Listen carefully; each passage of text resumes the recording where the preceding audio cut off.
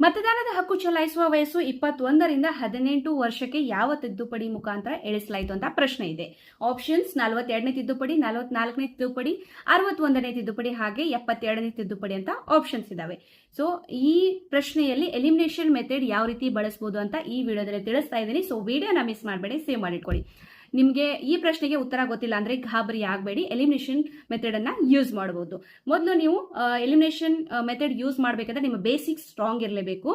Questions properly ಓದಿದ ನಂತರ options ಏನಿದಾವೆ ಅವುಗಳನ್ನ ಅನಲೈಸ್ ಮಾಡ್ತಾ ಬನ್ನಿ. ಮೊದಲೇ ಆಪ್ಷನ್ 42ನೇ ತಿದ್ದುಪಡಿ ಮಿನಿ ಕಾನ್ಸ್ಟಿಟ್ಯೂಷನ್ ಅಂತ ಪ್ರಸಿದ್ಧಿ ಪಡೆದಿದೆ. ಮತದಾನ ಹಾಗೂ ಇದಕ್ಕೆ ಯಾವುದೇ ಸಂಬಂಧ ಇಲ್ಲ. ಆದ್ದರಿಂದ 42ನೇ ತಿದ್ದುಪಡಿಯನ್ನು ನಾವು ರಿಮೂವ್ ಮಾಡಿಬಿಡೋಣ. ಇನ್ನು 44ನೇ ತಿದ್ದುಪಡಿ ತುರ್ತು ಪರಿಸ್ಥಿತಿ ನಂತರ ಬಂದಂತಹ ತಿದ್ದುಪಡಿ ಇದಾಗಿದೆ. ಮೂಲಭೂತ ಹಕ್ಕುಗಳ ರಕ್ಷಣೆಗೆ ಸಂಬಂಧಿಸಿದ್ದು, ಆದ್ದರಿಂದ ಮತದಾನ ಹಾಗೂ ಇದಕ್ಕೆ ಯಾವುದೇ ಸಂಬಂಧ ಇಲ್ಲ. 44ನೇ ತಿದ್ದುಪಡಿಯನ್ನು ಕೂಡ ರಿಮೂವ್ ಮಾಡಿಬಿಡೋಣ. ಇವಾಗ ಉಳಿದಿರುವುದು 61ನೇ ತಿದ್ದುಪಡಿ ಹಾಗೆ 72ನೇ ತಿದ್ದುಪಡಿ.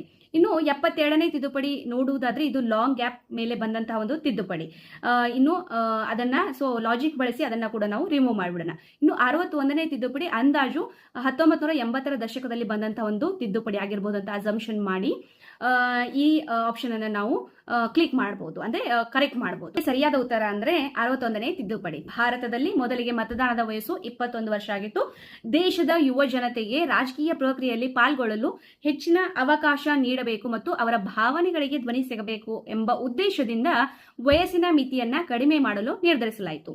ಇನ್ನು 1988ರಲ್ಲಿ ರಾಜೀವ್ ಗಾಂಧಿ ಅವರು ಪ್ರಧಾನಿಯಾಗಿದ್ದ ಅವಧಿಯಲ್ಲಿ 61ನೇ ಸಂವಿಧಾನ ತಿದ್ದುಪಡಿ ಕಾಯ್ದೆಯನ್ನ ತರಲಾಯಿತು. ಈ ಕಾಯ್ದೆಯು 1989ರ ಮಾರ್ಚ್ 28ರಿಂದ ಅಧಿಕೃತವಾಗಿ ಜಾರಿಗೆ ಬಂದಿತು. ಇನ್ನು ಅಂದಿನಿಂದ ಭಾರತದಲ್ಲಿ ಮತದಾನದ ವಯಸ್ಸು 18 ವರ್ಷಕ್ಕೆ ಇಳಿಕೆಯಾಗಿದೆ. ಇನ್ನು ಈ ಬದಲಾವಣೆಯನ್ನ ಮಾಡಲು ಭಾರತದ ಸಂವಿಧಾನದ ವಿಧಿ 326ಕ್ಕೆ ತಿದ್ದುಪಡಿ ತರಲಾಯಿತು.